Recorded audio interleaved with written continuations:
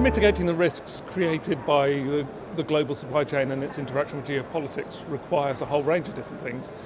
Firstly, by making our supply chains more sustainable. So working with our suppliers in a way that they can build the resilience of their local conditions. So if something goes wrong, they can perhaps still supply. The second is through diversification.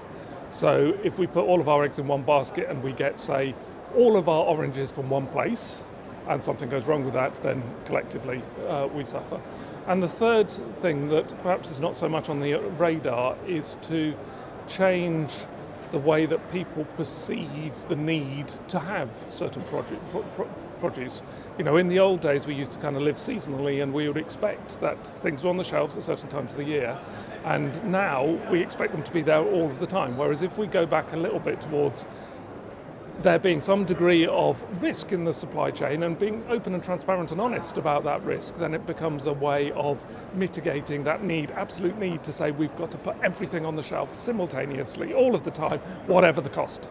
The food industry in general look at and mitigate risks and see the opportunities. The first thing is to be far more aware that the risks exist, and to be much more savvy about trying to understand those risks. And for example, you know, I've worked with a fresh produce importer, and they couldn't pinpoint where their farms were simply because their suppliers were, simply because they hadn't got their spreadsheet set up in a certain way. So they had a spreadsheet for one line and a spreadsheet for another line, and they didn't talk to each other. So they couldn't look and say, well, we've got X% of our trade coming from this country, therefore there's a risk. And most industry members think about the price. Sometimes think about, you know, things like pesticides and stuff like that if they're importing food, but they don't think about what happens if we use all of the water and the people don't have anything left, or the geopolitical risk associated with unstable governments and so on. So number one is to be more savvy about the risks.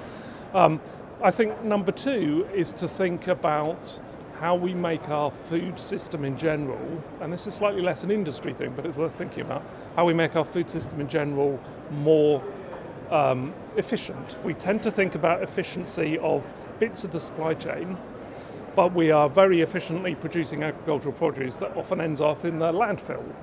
And that creates a huge amount of waste throughout the supply chain. And if we can find a way of, instead of concentrating on efficiency here, efficiency here, efficiency here, we look at efficiency of the whole system, then there's actually quite a lot of opportunity for helping consumers move in the direction of something which is better for them, better for the planet, and in a sense better all round for the way that we manage our food system. Because otherwise, in the long run, our food system is just unsustainable from whatever direction you want to look at it.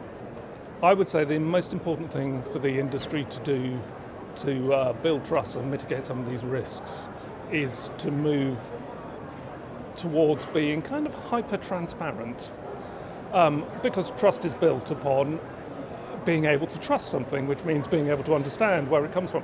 And I think if the industry is transparent about the risks and is transparent about the way that farm produce is produced and its impact on the local people and the environment, and if it measures those and reports those, then people will start perhaps trusting the brands. And when something goes wrong, there is opportunity then to use that consumer trust to maintain a market share, even if you can't put things on the shelf at the same time. So I think with the advent of new technology and blockchain and things like that, we are going to move necessarily into being able to take a barcode and say, this is grown in this sort of farming system, in this sort of country, in this sort of place, here's a picture of the farm, this is what the farmer pays his labourers, etc. Do you want to buy this or not? And if we embrace that, then there is a lot of extra levers that we can pull on to make our supply chains more resilient in the long run.